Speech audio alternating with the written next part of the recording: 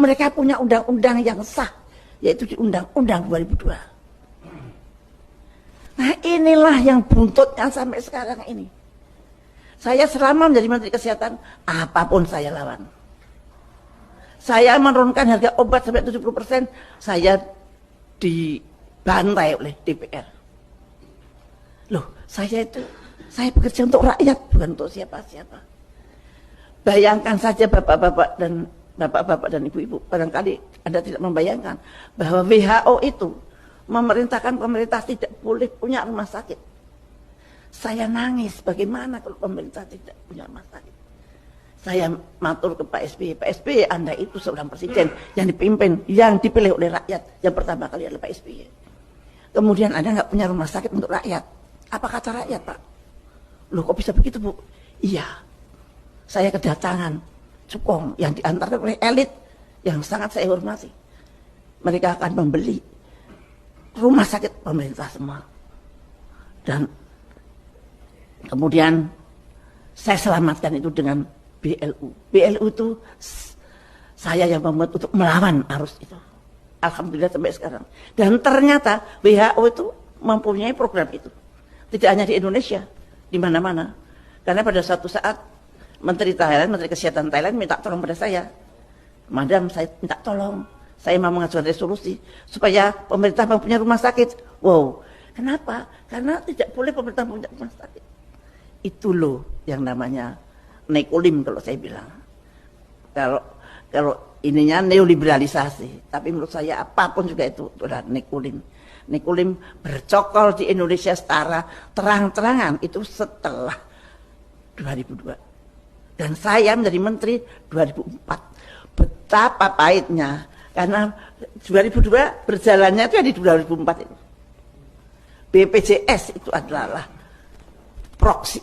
BPJS itu adalah tidak cocok dengan Undang-Undang Dasar 45. Waktu itu saya membuat Jamkesmas yang sesuai dengan Undang-Undang Dasar 45, disikatlah Jamkesmas.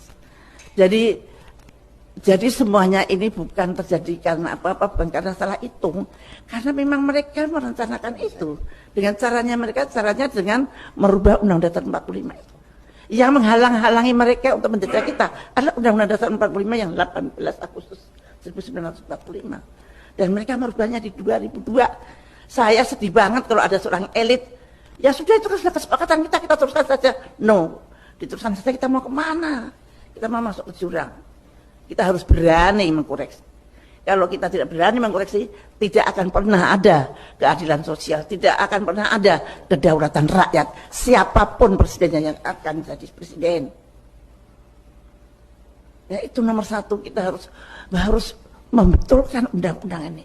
Undang-Undang Dasar 2002 inilah yang menjadi dasar mereka membuat ketidakadilan sosial, mereka membuat rakyat tidak berdaulat, mereka membuat segalanya. Apalagi sekarang ditambah bahwa kesehatan menjadi proksi utama. Sekarang bukan ekonomi, Pak. Sekarang kesehatan. Kesehatan itu menjadi suatu alat yang sangat mudah untuk menundukkan bangsa-bangsa di dunia ini. Contohnya kita semua sudah merasakan yang namanya COVID. Bagaimana orang sedunia bisa dibohongin tentang COVID itu?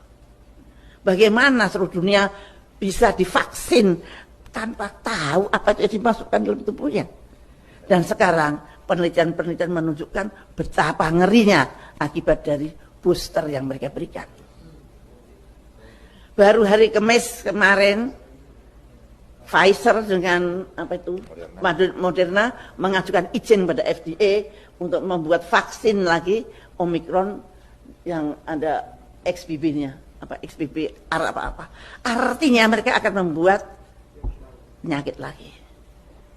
Nah seperti itu, kalau kita terus seperti ini, kapan kita mau selamat?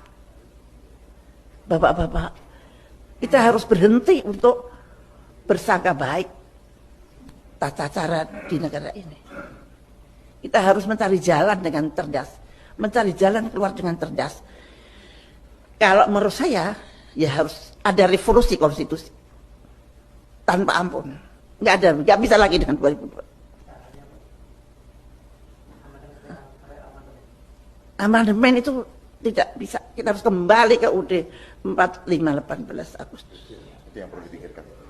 Yang itu yang harus kita enggak, janganlah kita nanti BPJS kita betulkan, nggak akan bisa betul. Lahirnya sudah tidak betul. Dan itu proksi. BPJS itu bukan untuk kesehatan rakyat, tapi untuk mengumpulkan dana dari rakyat kecil yang akhirnya dibawa oleh pemodal. Bapak-bapak kan nggak tahu kalau uang BPJS yang masuk ke bank itu dibawa OJK. Dan dari bawah OJK orang-orang tertentu pinjam, apa dikembalikan apa tidak tahu. Nah, bayangkan saja, saya itu betul-betul untung saya berjuang bukan karena saya supaya dikenal atau apa, enggak, saya berjuang karena Allah. Karena saya menjadi Menteri Kesehatan juga karena Allah. Saya bukan orang partai, bukan orang apa-apa, tiba-tiba disuruh jadi menteri dalam 2 jam. Nah, saya menolak berkali-kali tapi dipaksa oleh Pak SBY yang selama ini tidak pernah saya kenal. Nah, saya menganggap itu dari Tuhan. Maka saya tidak pernah berani keluar dari koridor yang Tuhan atur. Nah, itu bayangkan saja, saya ini melawan WHO. Saya menyetop flu burung. Flu burung itu yang bikin flu burung sama yang bikin COVID sama. Bahkan flu burung itu lebih ganas. Dalam 1 hari, 2 hari meninggal. Dan kemudian saya tahu bahwa WHO bohong. Saya membuktikannya dengan riset sendiri. Profesor-profesor saya kumpulkan, buktikan bahwa ini. Mereka mengatakan human to human transmission. Saya mengatakan tidak. Ini buktinya. Virus saya tidak mempunyai reseptor human to human. Mereka mundur. Mereka mengatakan bahwa orang itu mati karena ketularan ayam yang mati. Saya membuktikan ayam yang mati dan orang yang mati tidak ada hubungannya. Virus yang ada di ayam tidak akan mengganggu orang. Mereka mundur. Maka kalau bapak-bapak lihat grafiknya flu burung itu begini tuh. Tidak begini kayak COVID. Begitu hilang. Mereka saya kalahkan dengan politik transparansi. Begitu hebatnya keberhasilan itu di luar, dan saya tahu bahwa ada sesuatu yang berbahaya di negeri saya, yaitu Namru. Namru saya tutup, Pak. Dan saya baru tahu kira-kira 5 bulan yang lalu bahwa saya satu-satunya orang di dunia yang berani nutup laboratorium biologi Amerika di negaranya. Mestinya pemerintah belajar ketika ada. Tapi ternyata saya malah masuk penjara.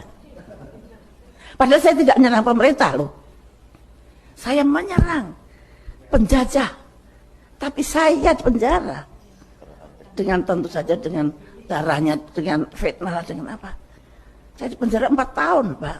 Tapi ya nggak apa-apa. Saya berpikir, barangkali tidak ada yang mau mengerjakan pekerjaan itu kalau saya tidak di penjara.